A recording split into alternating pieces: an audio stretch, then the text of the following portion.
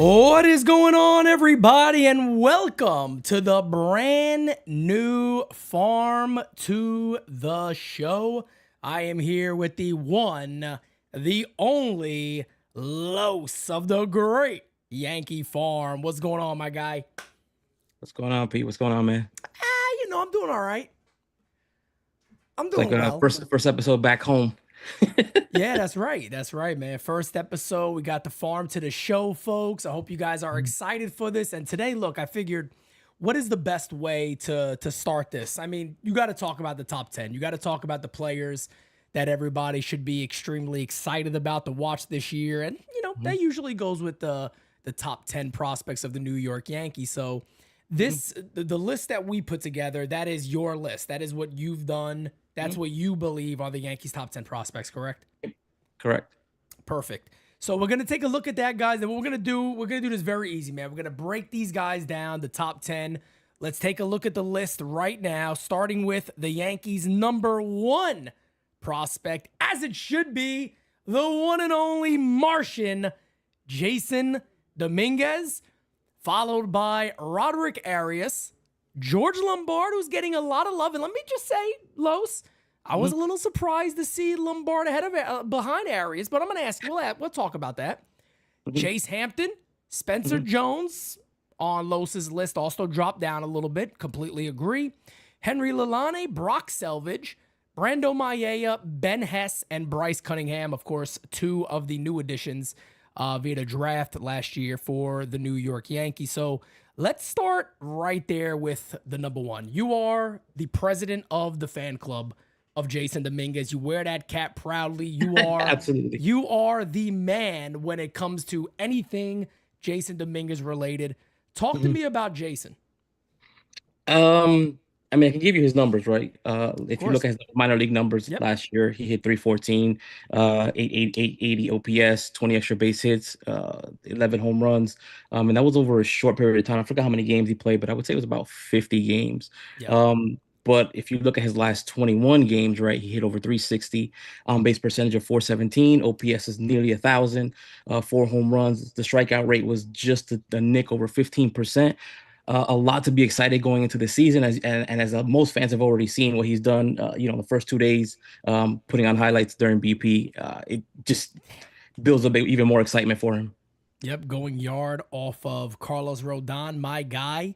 I mean, Los gives up the homers. He does give up the homers, but it was nice to see him go yard right-handed. Because that is something that he specifically mentioned that he was working on a lot this offseason is hitting right-handed. I don't think there's much concern with the bat. Now, there's been a lot of Yankee fans that panicked because he had 179 last year in the 50-something at-bats or whatever the hell it was, 56 at-bats last year. Yeah, like 179 10, 11 average. like that. But to be fair, he still had a 313 on-base percentage. So it shows you how, how professional his at-bats are. He's able to draw a walk when he wants. He's not overly aggressive. He has a very, very good eye, which I think people forget. And I also think people forget about his speed. So on the offensive side of the ball, he's the complete package.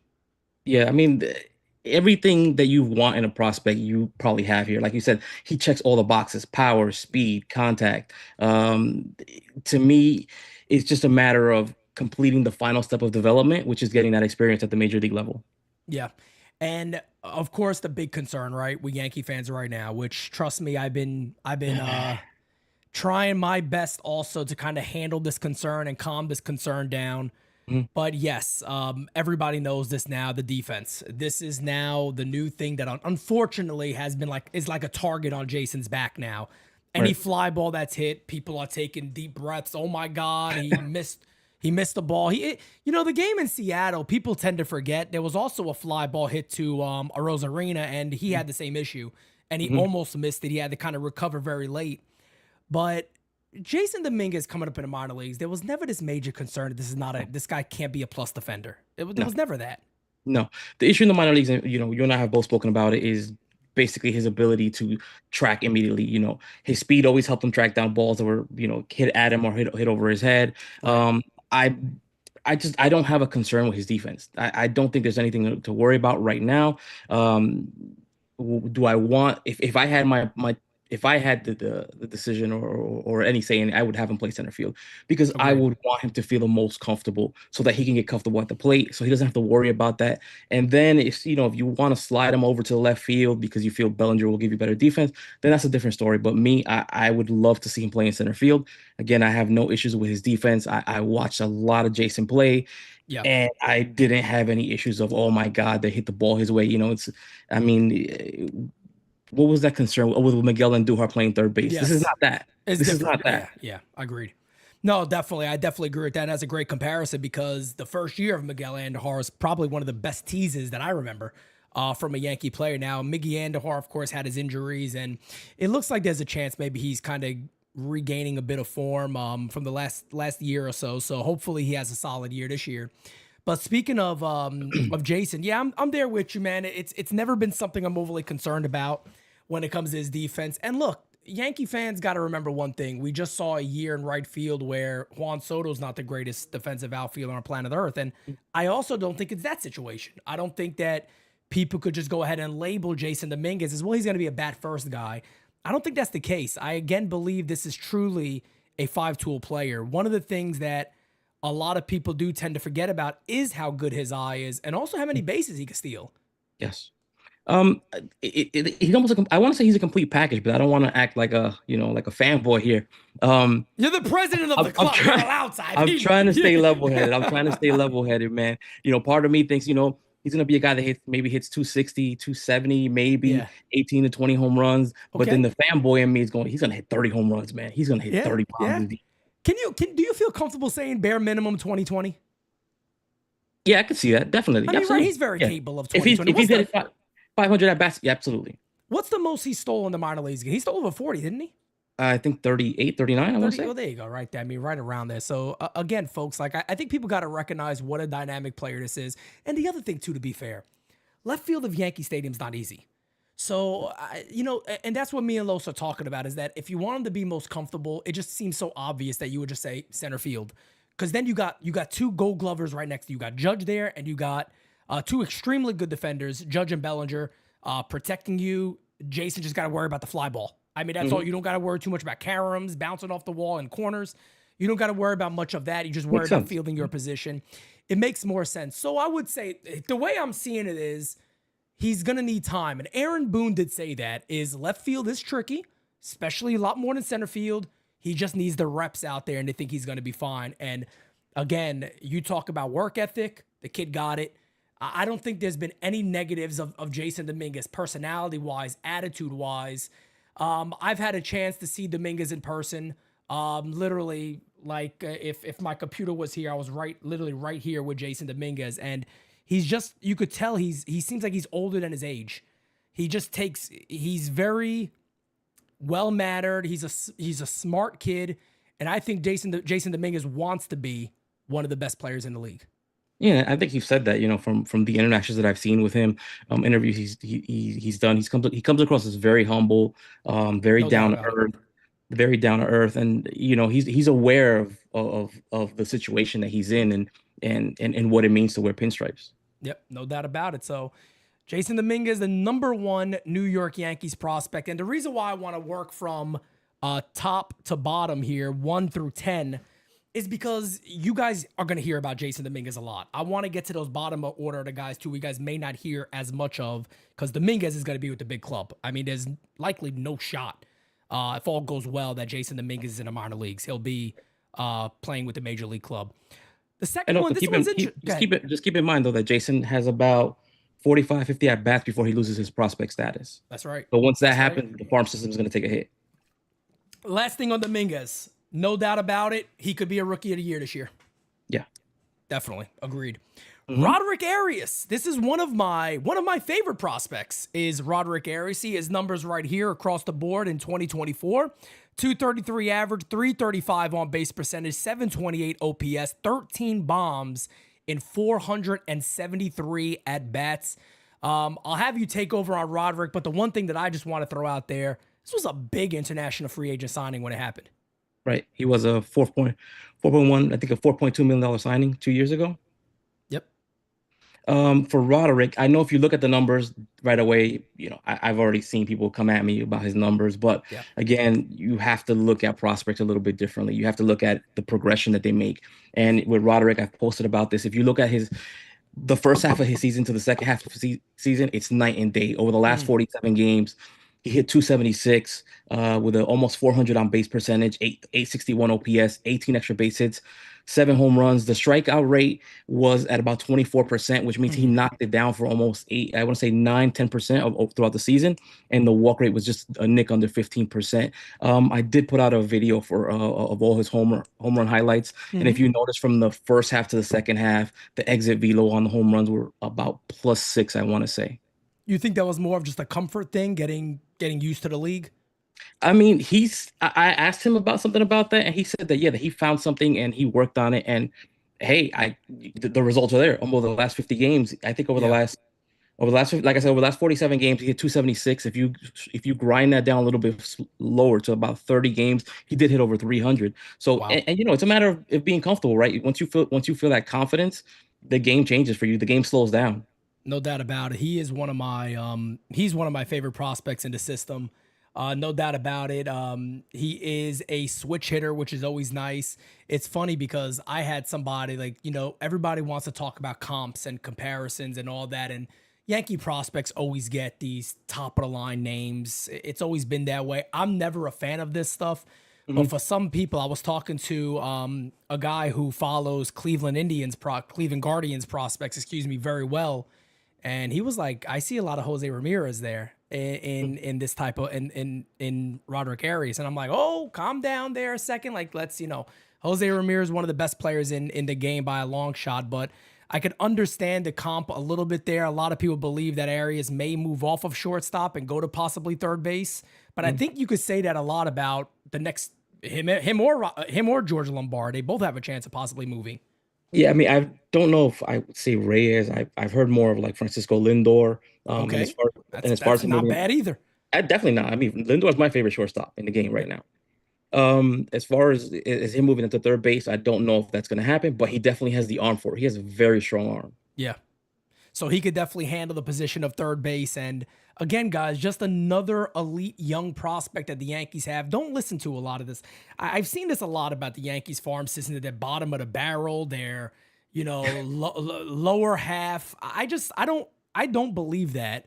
For a lot of the names they have, I just think a lot of people have said for years Yankee prospects are overrated. I've seen a lot of these guys that I feel like they're a bit underrated, to be honest. As far as the rankings, and I've addressed this before. I mean, you have to look at it, right? If of the top, let's say the top 5 guys, I think the only one that didn't spend any time on the IL was Roderick. Everybody else did. Yeah. That's going to affect your farm Great system point. ranking. Yep. Jason lost Great almost point. half the season. Chase Hampton pretty much lost the entire year. Yep. Lalane lost almost the entire year. Yep. Even Lombard himself had 2 IL stints. Yep. Speaking of Lombard, he's the next man up. And you take a look at George last year. And again, this is another situation where you see the numbers Mhm. and there's not anything that truly just jumps off at you. Besides his age, definitely should. I mean, 19 years old to this day right now. That should Mhm. certainly jump off the screen when you look at him.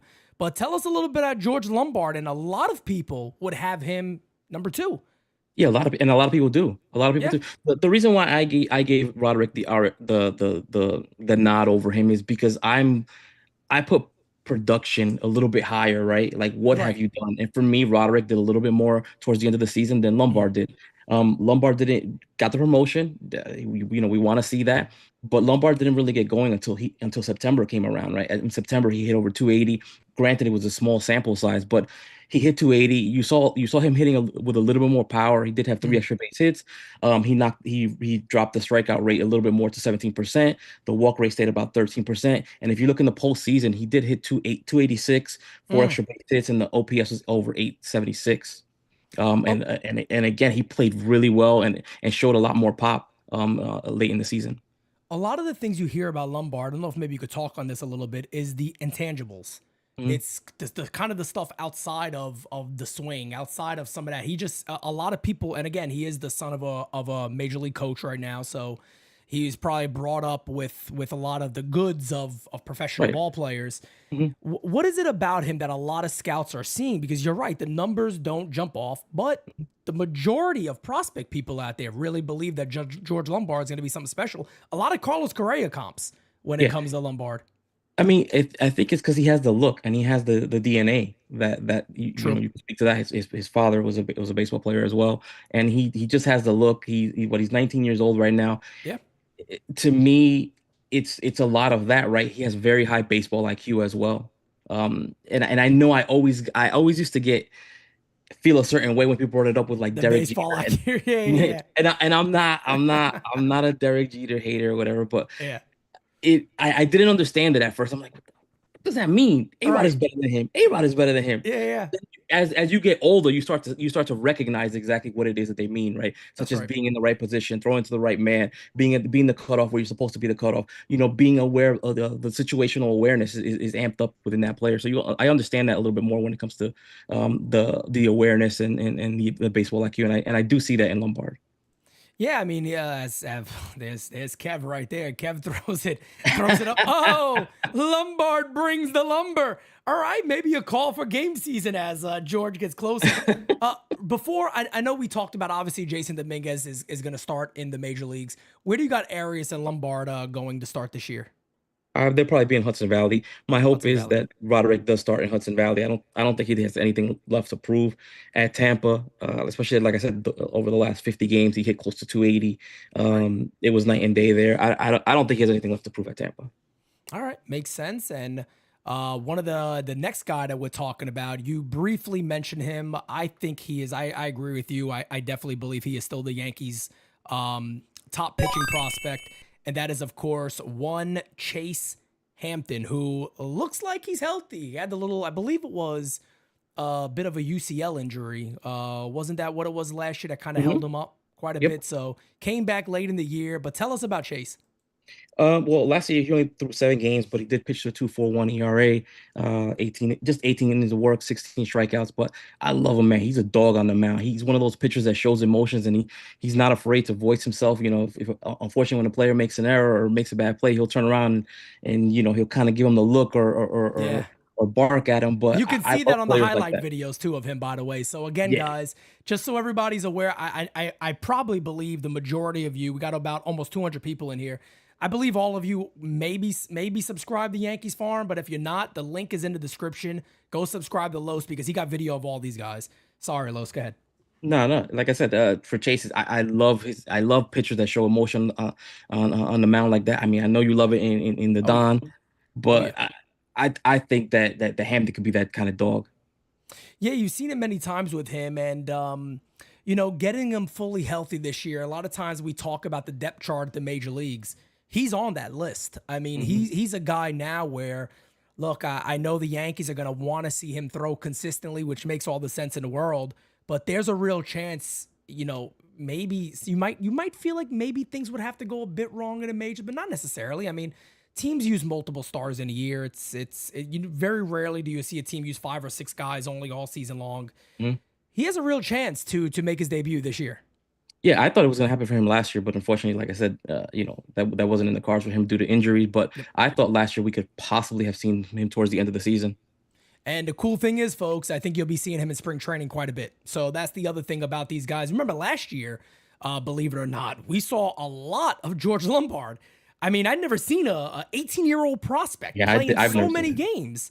Mhm. I mean, he was it felt like every time you were turning on a game, he was there. And the good thing is, guys, we're going to have more game season lives for spring training this year. So we'll be covering a lot of these guys. Wow, here's a big one. Oh, here's a big one. I'm excited about this guy this year. I really am. Spencer Jones. And it's not just because he's half Italian, all right? Anybody out there saying, Pete, we know you found that he's a big Italian guy. No, it's not that. He's not gonna play for Italy in the WBC, so He's not. I'm down. Is he not? Is he going to play for them I or don't no? know. I don't know. I don't know. He might. He's getting dual citizenship. Francisco I know Cervelli's the that. manager. Maybe he could recruit him. He might recruit. You get him. You get Volpe. I don't know. Garrett Cole's half Italian. Did you guys know that? Oh my God. Yeah, his mother's Italian. That's true. Anyway, let's get off the let's get off the Italian farm report here. Spencer Jones. Spencer Mhm. Jones. What a weird year. Hmm. What a weird season last year for Spencer Jones. Such a prospect that people would sit there and argue with you that you couldn't trade this guy for a prime Albert Pujols if he was available. Hmm. Spencer Jones can't go nowhere. He's the greatest thing since sliced bread. You Hmm. can't get rid of Spencer Jones.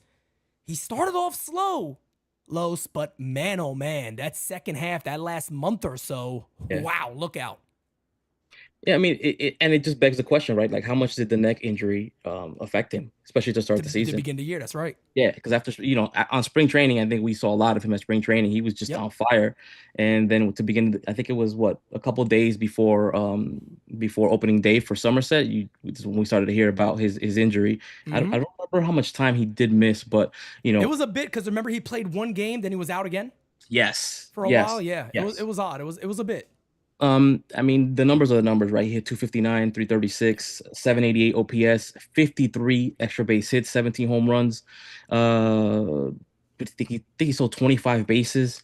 The walk rate was just under 25. Yep. 10%, and the strikeout rate was not pretty at all. I think it was just under 37%, and that's what people just harped on. I mean, yeah, it's not what you want, right, with the strikeout rate, but I think Yep. all his other numbers looked good, except for that. And Agreed. I've posted on this as well. Over the last 40 games, Spencer did hit 314, 380 on base, an OPS of about 950, 24 extra base hits, 6 home runs. And I mean, he did the strikeout rate. He just got it down to 35%. It's not great, but the batting average it rose by over 50 points. Yeah. Look, man, it's not easy, for somebody this big. I think people see Aaron Judge's success and they go, okay, now, you got Ellie De La Cruz, you got some of these guys that are, taller, 6'6", 6'7", Hmm. and it's easy. You know what I mean? Oh, it's easy for these guys. If these guys could do it, why can't they? It's not the easiest thing in the world for the game of baseball for a guy as big as Spencer Jones to fully reach the potential that's there. Everybody know it's there. The thing that I'm kind of harping on this year is I love the Aaron Judge, and I hate even saying Judge's name because everybody wants to compare the two, and Yep. it's super unfair. Hmm. But I love that he kind of took on the slight lift under the leg and Hmm. just a drop down easy. Like prepare Hmm. yourself before the pitch, set yourself, and drive the ball. And that's one of the biggest changes that he made when he really kind of lit the world on fire towards the end of the year. Yeah, I think it was a slight toe tap and then a leg lift. But yeah, Yeah, so the mechanics were very different. And another thing that people don't take into account in consideration is that Spencer Jones has only been a hitter for what, 2 years? that's right. Just two That's years, right. maybe. He was a pitcher up until the injury. Yeah, that's right. So I have extremely high hopes for him this year. Do the Yankees let him repeat Double A? I've been asked that question. Honestly, I don't know. I don't know because in my thinking is if you put him at AAA, that starts the clock. Pretty much starts the clock on him. Right, exactly. Because That's I guess to that's me, probably my concern. yeah, to me, as once you're at Scranton, it's pretty much a holding area, right? Yeah, Um, the real challenge is, I've said it before, is Double A. But once the Yankees put you at Scranton, it's to me that your clock has already started. And right now, I just don't see a reason for the Yankees to rush him. And I don't mean it in that same exact sense of rushing a player, but you have some depth right now. You have Jasson, you have Grisham, you have Everson Pereira, who's still on the roster, and who might correct. surprise people to the spring training. He So could. on the Yeah, on the on the on the total poll, he's probably fourth of the depth chart. He's probably fourth in terms of outfield position in, let's say, left field or even yeah. center field. So why rush him? Why put him at Scranton? But again, I don't know. I don't know if he's going to start at Somerset.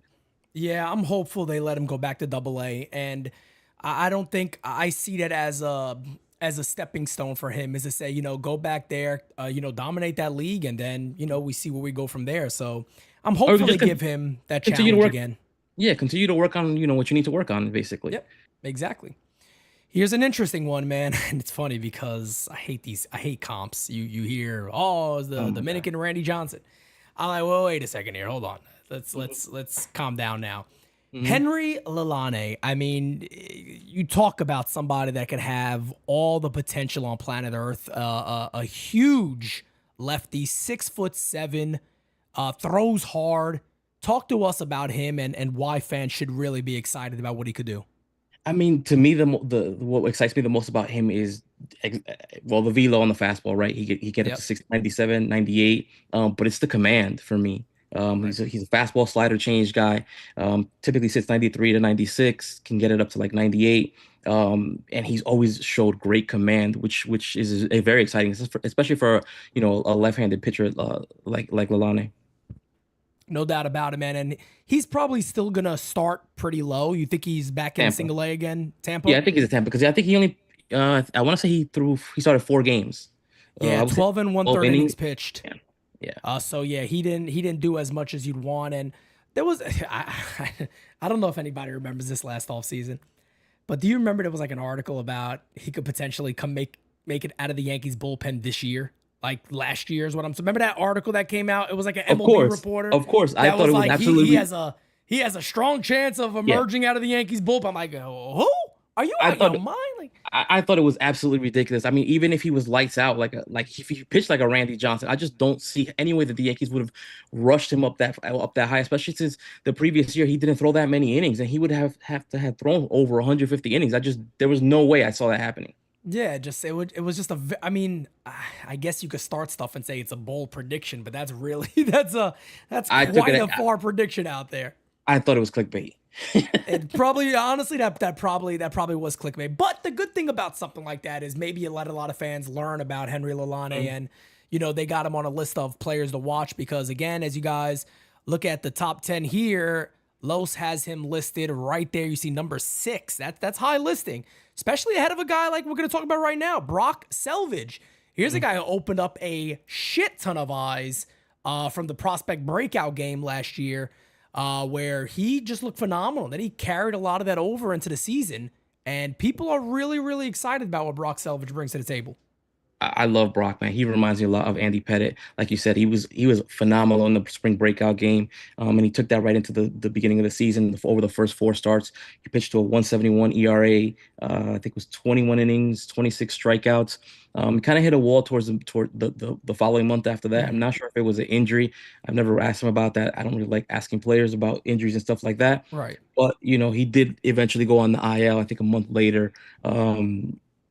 And he missed a significant time this season. But Right. I still have high hopes for Brock. I love the guy. I love his attitude on the mound. He's another one of those guys that does have that attitude on that mound. I love pitchers like that. Yeah, the Yankees, the one thing about the Yankees that they got a bad rap for years about, and you've been talking about this for a long time. They kind of changed a lot of things up back in 2019. Mhm. And a lot of the prospects you are seeing now, fans got to remember these aren't your Andy Phillips, they aren't your Jeff Karstens. They're not these fringe prospects that not are really sold as top guys, but they're not fringe prospects. That's where I'm trying to get at here. And when you look at the depth of the Yankees, Brock Selvidge is another guy who's working his way up on that depth chart for Yankee Mhm. starting pitchers. Now, the Yankees rotation is kind of is strong at the major level right now, but it definitely doesn't hold you back from having, top guys in the system. And Brock Selvidge is a guy I truly believe if he's able to break out and have a big year, you're looking at a top 10 lefty starting pitching wise in the game. I wouldn't disagree with you right there at all. Like I said, I love Brock. I love what he brings to the game, and I could definitely see him in pinstripes within a year or two. That'll be awesome to see. And like you said, we love these guys that have it's just something about it. I don't know what it is about that the young kids nowadays they use that term aura a lot. That aura on That the Riz. mound. The Riz, yeah, whatever the hell. Who knows, This is the farm to the show brought to you by the Unks. This is the Unks report right here. Mhm. Brando Mayea. You're Mhm. talking about the Cuban Brando Mayea, who again, if you guys are not I always tell people follow these guys because one of the things that bother me more than anything about professional athletes is when somebody goes, that guy's lazy. I'm Oh like, do my. you know how hard these freaking guys work? Like, and the only reason Mhm. I always bring this stuff up is because you heard it for Gary Sanchez for years. He's a Mhm. lazy guy, this and that. Go follow some of these guys on Instagram and literally see that. And look, it's their life. This is all they do is train, work. Brando Mayea being one of the biggest ones you can see daily. This dude Mhm. doesn't stop putting in work at the Mhm. gym, and there's a reason. He was another very very big signing for the Yankees. He was 19 years old last year. He hit 281. I know that the the power wasn't there that was expected. But again, I'm not too worried about it. He's still 19 years old. He did come off of the season in the DSL where he had over 11 extra base hits. He hit 3 home runs. I think he won, I want to say five, maybe six extra base hits this season. There was some injuries with him to start the season. He had an injury. I don't remember what the early injury was, but I know during the middle of the season he did have an ankle injury, which cost him Mm. maybe 2 weeks or so, something like that. Over the last 15 games, Mayea did hit 315 with a 393 on base percentage, 11% walk rate. The strikeout rate is not really where you want it to be, 29%, but that could be due to pressing. He went into the season telling me he was going to hit a lot of home runs, and I'm sure towards the end of the season, when you're staring at that home run column and it's got that goose Yeah. egg, you start pressing, you start thinking, I need to at least get one on the column. Yeah. And the good thing is, like you said, I don't think the Yankees are seeing him and saying, damn, where did that power go? Hmm. Being 19, he's still rounding into his body. So there's going to be weight that gets put on. There's going to be muscle that gets put on. And, a lot of things can change very quickly with prospects year to year, what he could do. So that's Yeah, and absolutely, he's an exciting guy. yeah, and confidence goes into that as well. And I know a lot of prospect evaluators are down on him because of that. I mean, I've seen him down in Fangraphs down, I think, at 32, which I thought was crazy. Wow. Even Baseball America had him pretty low. I think they were also low on his speed. But again, I said he had an ankle injury, and that could be why he didn't steal as many bases as was expected. Or, I mean, that's my assumption. And he's typically projected as a center fielder. Yes, Okay. great So, defense, 80 speed, grade. wow. Yeah, that's definitely those are definitely the goods, folks. When you're on an 80 on the grade scale, you're doing something right. So getting back to the list here, you got the final two guys, Ben Hess and Bryce Cunningham. There's Mhm. not going to be really what any I don't think they pitched at all, did they? No, They no. didn't pitch at all. So Yankees these guys were both drafted. Yeah, Um, The Yankees don't debut their pitchers the year that they get drafted. They usually come the next season. correct. So Ben Hess and Bryce Cunningham, these were their 1 and 2 picks. These are a lot of people are very, very excited about them. Ben Hess definitely being one that I've personally heard a lot about. A lot of people kind of talk about the bulldog mentality. He's a hard thrower, kind of that old Kind of country fastball type like a guy. Lance Lynn. Correct. Yeah, that here's the fastball, hit it. Mhm. Tell us a little bit about both of these guys together. What to Um, expect. I'm not a big draft guy, so I'm just going to tell you that Okay. from rip. I'm more of an IFA guy, but I mean, Yep. I started reading up on draft stuff this year. He's got a four pitch mix, fastball, 693, 95, tops out at 99 according to scouting reports. Wow. Slider, change, curveball. Like I said, he's more of a Lance Lynn type of a pitcher. I'm just excited to see what he does this season and where he starts. I'm assuming it's probably going to be Hudson Valley. I mean, since they did debut Kyle Carr there, and Kyle Carr was the third round pick. So Yep. that's my assumption for Hess this year. Okay. What about Cunningham? Cunningham is probably, I think he was the first pitcher out of Vandy selected last in the draft. Another 6'5" kid. Fastball sits in the mid 90s up to 99. He's got one of those gyro sliders and a changeup.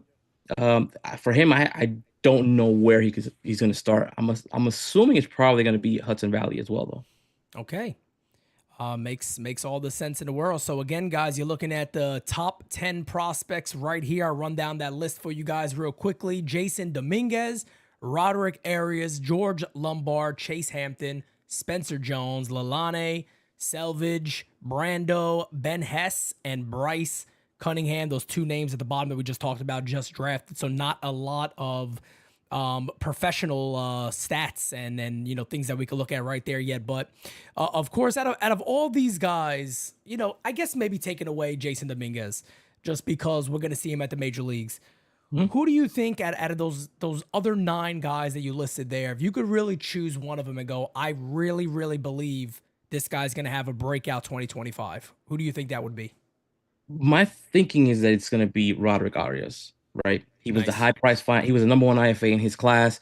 He's coming off of a second half where he was pretty much on fire. He did everything right. I saw some tape from him in the offseason. He looked good in that as well. I have high hopes for Roderick this season. Huge. And mine, honestly, man, I'm gonna stick with what I've been saying. Spencer Jones, this is the year. I feel like Spencer Jones has that chance to break out. Maybe it was just a year later than people thought it could be. Everybody kind of projected that, last year, hey, Spencer Jones is gonna be up in July and this and that. And And none of that really worked out and paid out the way that some people projected. But I think this could be the year of Spencer Jones. And Arias is a guy that you know already that I absolutely love. I love that he's a switch hitter. It doesn't seem like he really struggles from one side too much. I think there's some work that obviously still needs to be done for all these guys. They are prospects at the end of the day, but the Yankees infield at the major league level is interesting. I mean, it's very, very interesting overall at the end of the day because you got a packed infield right now at the major league level. You're going to have an opening at third base. You know, Anthony Volpe kind of has to take off a bit to see what he is. Is he going to have a breakout this year? He could. Jazz, I think, is a guy that fits the Yankees so well that with a big year, you're probably talking extension already. And then first base is also open. So when you look at it on a way of just the prospects in general, Arias and Lombard are the two guys that you believe would definitely likely stay in the infield. Where do you think one of those guys could actually bump Volpe off a shortstop? I mean, I think either it really depends on what Volpe does this year. I mean, I have expectations that Volpe takes a step forward this year, a significant step forward. This is his third year in the league. He should have a better idea of what he wants to do at the plate. He's seen a lot of the pitchers at the major league level. I'm thinking that this is the year that we start to see, you know, if Volpe is who we all expected him to be. This is the year that starts to happen. It has to happen. Oh, It definitely. has to happen because if not, there's like I was or like I've said in the past, there's guys behind him. No You doubt have about it. Roderick, No doubt you about have it. Lombard, and you have even more guys coming up behind him. Yep, Behind those guys. no doubt about it. Give us somebody that's not on this top 10 that you would tell people keep your eyes on. That could immediately help or just in general. Whatever you think. If you're gonna have a list of here's the prospects, I want to look at their stats throughout the year. Who's not on the list today that you would say go look at this guy? Probably Rafael Flores. If you don't know who he is, just look for him. I have plenty of videos on him. He had a great season last year. He was invited to camp this year as well, so you'll see him in spring training. That's a guy to definitely keep your eye on. Austin Wells makes the majors. We were all upset because the Yankees, for some reason, didn't just let him get the starting job out the gate. Yeah. It was all of a sudden this, not necessarily a platoon. He was almost like a backup. It was almost like you're not, you know, he was basically a backup. He was a backup to Trevino to start the year. And we're all ripping our hair out going, I had people hitting me up, Pete, you're wrong about this guy. He sucks. And I'm going, whoa, wait a second. Like, you guys do understand that this is the only team that seems like they would ever do this with a top young catching prospect is not really let him get consistent at-bats. But that's all he's done his whole life is play every day. And then all of a sudden he starts to play every day. And he was, for a stretch, the third best player on the team for a good stretch offensively. Hitting behind Judge. You know, him and Soto, Judge, and Wells was carrying the offense for quite some time. And a lot of people have really, really high hopes on Austin Wells this year. There's even people out there, I've read stuff that say they believe he's a top 5 catcher in the game, that's the type of player this is going to be. I mean, I've always thought that he could be a perennial, you know, or a long-time fixture within the Yankees, maybe make a couple All-Stars. Like you mentioned, he was part of that combination for the Yankees, you know, Soto, Judge, and Wells that were carrying the offense for a long time. Yeah. And people have even pointed this out to me saying, hey, but those last 6 weeks or those last 5 weeks, he was terrible. And I said, yeah, but go to the inciting moment of those 5 or 6 weeks, and you're going to see why, right? And what a lot of people forget is he took a fastball off the wrist. Yes. And after that game, that's when the numbers started to slide. Correct. And that could have been something again, you know, that could affect them the, you know, entire rest of the way. And he did have a, I believe, I want to say he had a World Series home run. I believe he did. I think he did, in the World Series. But before that fastball he took off the wrist, I think he was hitting over 300. I want to say like 30 or 40 game stretch. He was one of the. Everybody was sitting there going with, like, Yankee fans had ammunition to go against the Baltimore Orioles. Like, Rushman, you kidding me? Like, no, we got the best catcher is in the Bronx in the American League. So again, man, he's another guy, right? That he's just another guy that is more assurance to Yankee fans to say, wait a second, the system is working when it comes to the young players, because that has always been an attack on the Yankees for a long time, and fans got PTSD, and that's fair. Yeah, but I also think there's I don't want to say there's something wrong with them, but I think it's just they're overlooking the fact, right? That Mm, when some Yankee fans say that, I think it's a matter of that they're expecting superstars to be developed by correct. the I system. agree. I And agree. you can have, 3 or 4 Brett Gardners on the team who are not necessarily superstars, but they're, decade-long fixtures. Yeah, no doubt about it. No doubt about it, man. I'm right there with you. And you got rookie of the year last year, Louis Hill. We, we've Hmm. all we've all talked about him. It's funny because I remember in spring training, last spring training, I was telling people, look out for Louis Hill. If you're not, again, same thing I'm talking about some of these other guys. I was following him on IG, always followed him, and I was like, man, he's like putting in work. Like this guy, Hmm. let's not forget how good he was before the injury. And I'm like, he could really be special. And I remember that the season was getting ready to begin, and I'm like, I don't know, man. I think he's gonna lose it to Will Warren, even though I just don't Yeah. believe the Yankees would put him there over Will Warren. Hmm. And the Yankees, to their credit, I always say I could knock them on certain things, but I'll also tip the cap.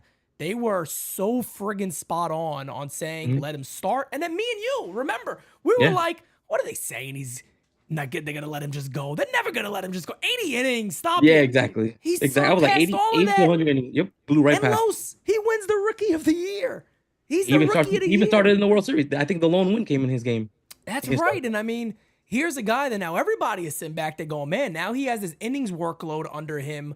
Let's see what he does for a full year. But you're also forgetting, look how good Clark Schmidt was. So Hmm. all I'm saying here, the guy had under a 3 ERA. If you guys remember to start the year, he was one of the best starting pitchers in baseball. Forget the Yankees. He was one of the best starting pitchers to begin the year in Major League Baseball. So what I'm basically just getting at here is it's working. It's working. Whether you, like you said, you want guys to come up and yeah, they're hyped and oh man, they got to be an all-star immediately. Well, you're getting some awards out of these guys. You're getting a rookie of the year. Hmm. Anthony Volpe, believe it or not, whether you agree with it or not, he won a gold glove. I think he was better this year defensively, to be honest, than the year he won it. So that shows the improvement of Anthony Volpe, but he also went off in the playoffs and Yeah, he was started to very good. look like a legit centerpiece of this team for years to come. So, I mean, that's why this show is important. That's why what Carlos does on Yankees Farm is so important to learn about all these players. A name that the chat mentioned a lot, we could wrap up right after this, is JC Escara. A lot of people Mhm. talk about JC Escara. He played in Lidom also, was very, very good.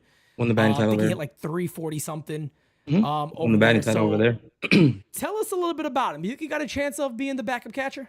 I mean, I hope so. That's my guy. That's my favorite to be the backup catcher. I'm a fan of at least having some offense in my backup catcher. I know the Yankees did trade for what's it, Alex Jackson. Alex Jackson. I don't even think he's hitting his own weight. No disrespect to him, but I like some offense out of my backup catcher. Yeah, I agree with you. And I guess some of the drawback from some people is that, oh man, but he's a lefty also. I don't think that matters in a backup catcher. I mean, that's my thing. I'm like, I don't really, I Yeah, don't, if he's playing what 20 30 games a year, why does that? I don't see how why that does it matter? And, and factors. and that's my thing. That's what a lot of people have said. Because look, at the end of the day, if you're buying into that, are you basically saying that Austin Wells shouldn't play against lefties or can't hit against lefties? Because that's the only thing that makes sense to me. Is if there's a tough lefty on the mound, let's go ahead and give him that day off as his rest day and put the right-hander in. I don't see that for Austin Wells. I don't want him to be that type of player, and I don't believe he is. I'm not so much into that playing the matchup stuff because come playoff time, I'm gonna face them, right? And Yeah. it happened with Wells, and it happened with Wells. So I would just, Yep. I guess you got to factor in when do you want a player to get a day off? Yeah, and there's another great point by Tyler right there in the chat. He does also play first base. Mm, So that's another thing there. You got a super yeah. chat also right here by Rod Thompson. He says, who's more likely to advance in the minors, Lombard or Arias? To me, I think you could flip a coin between the both of them. Yeah. And Yeah, I there, think you can flip a coin. it's funny because those two guys are going to always be connected in the Yankee system. Yep. Like Hmm. everybody know it's going to be one of those things. They're going to be compared. And it was the It's the new same thing with Peraza and Volpe. We it's the new saw that. Jason and Spencer thing. That's right, Jason Spencer, exactly. So you always got that. It's going to be that way for them, and hopefully they see that a bit as a friendly competition, and put up some really really big numbers. So, Mhm. guys, this was the very very first episode of the Farm to the Show. We'll give you guys a better idea of what the schedule is going to look like. We're still kind of ironing some things out. And again, just to let everybody know, Kev is also going to be a part of the show. So certain days I'm not available. We'll have Kev on also. So the plan is to really just make this a consistent prospect show for you guys to see. And again, if you just want prospect news all the time, that's exactly what Los does. So make sure you are subscribed to Yankees Farm. And again, the link is in the description. Go subscribe right now. The other good news is, if you got a little bit of time the rest of your day or not, just subscribe, go back later, look at the names that we threw out there, and go watch the highlight videos because he has them on probably just about all these guys that we mentioned, besides maybe the final two there, Hess and Cunningham. Yeah, I think I probably have videos on every prospect all the way down to the DSL. Oh, I know for a fact you do. You do definitely do. There's no denying that. Jeff with the super chat says, thanks, Los. Appreciate you guys. Thank you so much, Los. You want to leave us with anything else? No, that's not pretty much it. I mean, like I said, you know, if you guys want guys to watch, keep an eye out. Rafael Flores is one guy. I also like Kevin Stevens, a reliever, pitched at Somerset last year. He's also in camp right now, so you'll see him in spring training. Harrison Cohen is another guy that I like. I mean, there's a bunch of guys that I just can't think of their names right now, but those are guys that I would definitely watch that are in camp. Zach Messenger is another one, by the way. Yep. Yeah, the Zach Messenger. What happened with the Rule 5 with him? Nobody. He didn't get picked in the Rule 5. Okay, no. Good. Well, at least he's still in the system then. Again, guys, I'll throw that list out there one more time for everybody. That is the Yankees top 10 prospect entering the 2025 season. With that being said, folks, we are out. Have a great rest of your night. Make sure you are subscribed to Yankees Farm. The link, again, is in the description. Peace out, guys. Catch you next time. Later, guys. We got it next. That's how you finesse. We come for they next. We come to collect. Did it all on my own, yeah. When it brought it back home, yeah. Now they calling my phone, yeah. But I'm all in my zone. They not a threat. Tell them reset. When they're at their best, we still not impressed. Did it all on my own, yeah. When it brought it back home, yeah. Bought a watch with the stones, yeah. Caught them watching my throne, yeah. Ain't no one doing it.